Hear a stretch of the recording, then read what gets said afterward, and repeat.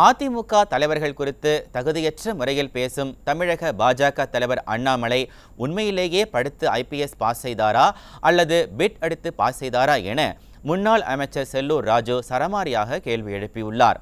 மதுரை நாடாளுமன்ற தொகுதியில் போட்டியிடும் அதிமுக வேட்பாளர் டாக்டர் சரவணனை ஆதரித்து முன்னாள் அமைச்சர் செல்லூர் ராஜு மதுரை பரவை பகுதியில் பிரச்சாரம் மேற்கொண்டார். அப்போது பேசிய அவர், 10 ஆண்டுகளாக தமிழ்நாட்டிற்கு ஒன்றுமே செய்யாத பிரதமர் இப்போது நான் தமிழராக பிறக்கவில்லையே என கூறுவது வேடிக்கையாக இருப்பதாக விமர்சித்தார்.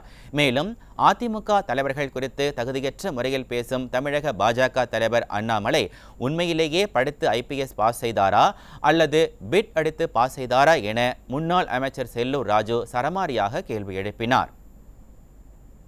உண்மையிலே படிச்சு பாஸ் பண்ணையா பிட்டடிச்சு பாஸ் பண்ணான்னு தெரியல.